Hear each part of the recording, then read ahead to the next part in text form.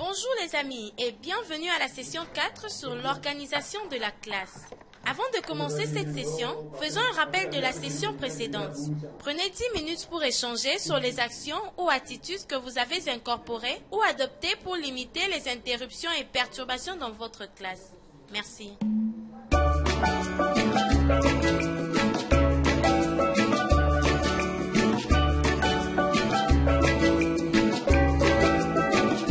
Bienvenue au module 7, session 4, chapitre 2. Nous vous présentons les objectifs spécifiques de la session. L'objectif 1, c'est d'identifier les caractéristiques de la classe. L'objectif 2, c'est d'énumérer des possibilités d'organisation de la classe. L'objectif 3, c'est de décrire comment l'organisation de la classe peut créer un environnement qui favorise l'apprentissage. L'objectif 4, c'est d'identifier les différents groupements d'apprentissage.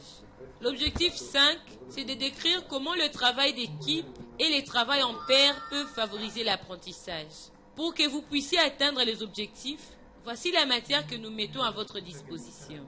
D'abord, décrivons la classe. La classe est une salle où s'organisent les activités de l'enseignement-apprentissage. Dans la salle, il y a des apprenants, garçons et filles, ainsi que l'enseignant. De l'équipement administratif constitué du tableau, des bancs, de l'armoire, des chaises, de la table, des supports didactiques. Ensemble, tous ces éléments créent un environnement d'apprentissage. Comme enseignant, la gestion de ces environnements vous revient, alors prenons un moment pour réfléchir sur l'organisation de la classe et votre rôle dans la création d'un environnement qui favorise l'apprentissage. Abordons à présent la disposition de bancs et des élèves dans une classe. Une bonne disposition en classe assure l'ordre, la discipline, les bancs de roulement des activités, la circulation fluide pour un apprentissage efficace. Une classe peut être disposée de plusieurs manières selon la forme de la salle et les types d'activités à réaliser. Une disposition en carré, une disposition en U, une disposition en ovale. La disposition de bancs peut influencer la communication en classe. Par exemple, lorsque les bancs sont placés en U, les apprenants se voient les uns les autres et cela facilite la communication lors des discussions et des débats en groupe.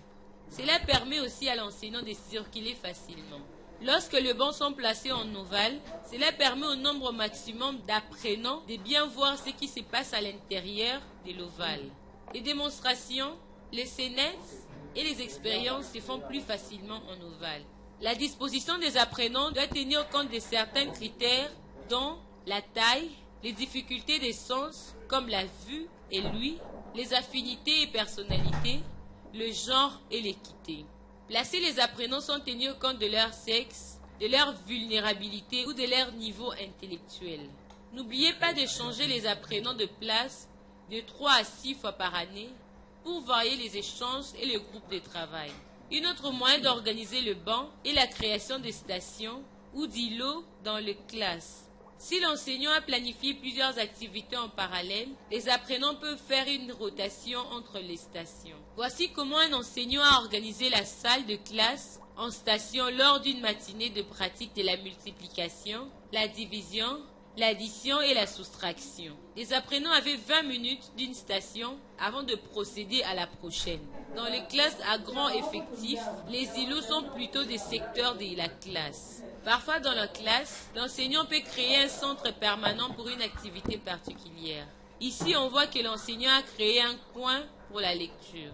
Ici, on voit que l'enseignant a dédié un coin de son bureau à une boîte pour des écrits des apprenants. Ces mois-ci, les défis pour les apprenants qui s'y intéressent, c'est de lui écrire une devinette. En créant un environnement d'apprentissage dans la classe, il ne faut pas oublier d'utiliser les murs de la classe. Les affiches sur le mur peuvent stimuler les apprenants et servir de référence pour eux. Par exemple, en créant un environnement lettré pour ces apprenants. Nous avons vu qu'il y a plusieurs façons de créer un environnement d'apprentissage stimulant.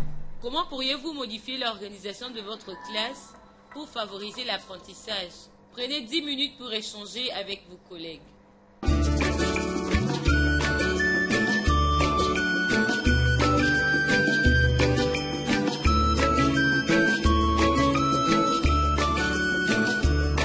Bienvenue au module 7, session 4, chapitre 3. Procédons maintenant à l'organisation des apprenants dans la classe. L'enseignant peut favoriser l'apprentissage en regroupant des apprenants au lieu de les faire travailler individuellement. Les apprenants peuvent travailler en sous-groupe ou en paire. Les apprenants peuvent former des sous-groupes en classe. Si les apprenants d'un banc se tournent face à leurs camarades du banc de derrière, en groupe de 4, un groupe de 4 est rapidement formé. Regardons cet enseignant qui fait travailler les apprenants en sous-groupe. Bienvenue au module 7, session 4, chapitre 4. Cet enseignant de 5e année utilise les sous-groupes dans sa classe dans plusieurs matières dont les mathématiques. Lors de cette leçon, la classe travaille sur le système des nombres. Ils viennent de générer ensemble 3 façons de calculer la somme de 26 plus 25. L'enseignant écrit un nouveau problème au tableau. Il dit aux apprenants de se regrouper dans leurs sous-groupes habituels et de trouver 2 autres façons de calculer la somme. Ensuite, l'enseignant rassemble les idées des différents groupes. Voici une possibilité, bravo! Dans la vidéo, on a vu que les apprenants savaient comment se mettre rapidement en sous-groupe. Souvent, les enseignants établissent des routines avec les apprenants en début d'année scolaire. Dans ces cas, les apprenants avaient des sous-groupes habituels. D'autres stratégies pour la formation des petits groupes sont de constituer les groupes à l'avance selon les habiletés ou les intérêts.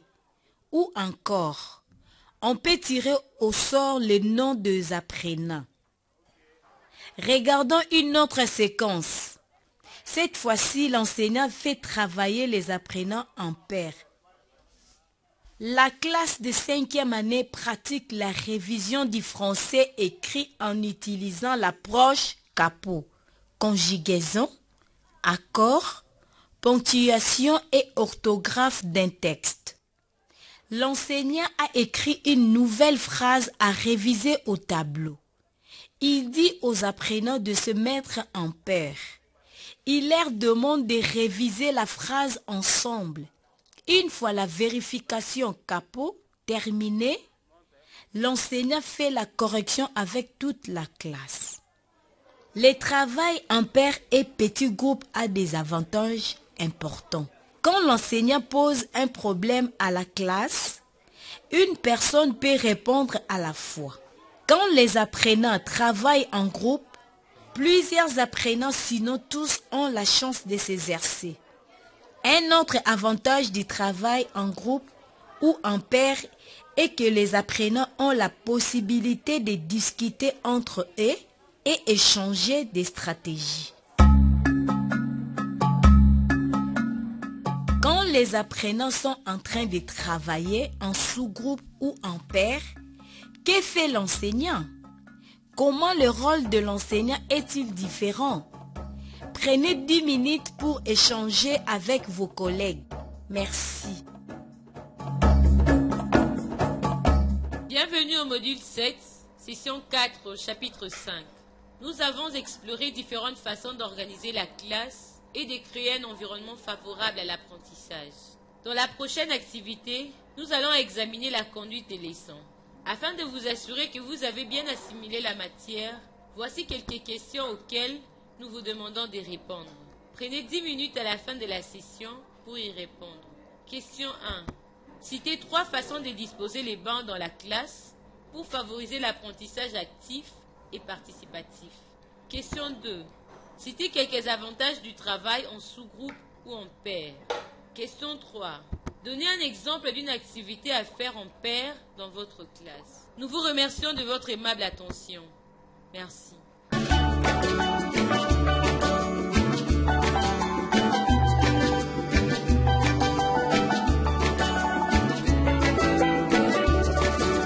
Bienvenue au module 7, session 4, chapitre 6. Dans cette session, nous avons vu comment organiser notre classe pour favoriser la pédagogie active et participative en facilitant le travail en paire et en sous-groupe. Pour la prochaine activité, nous allons étudier les grands principes didactiques. Nous vous félicitons et vous remercions pour l'attention soutenue que vous avez accordée à cette session.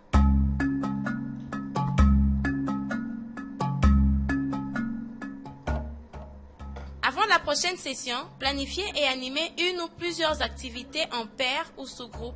Merci.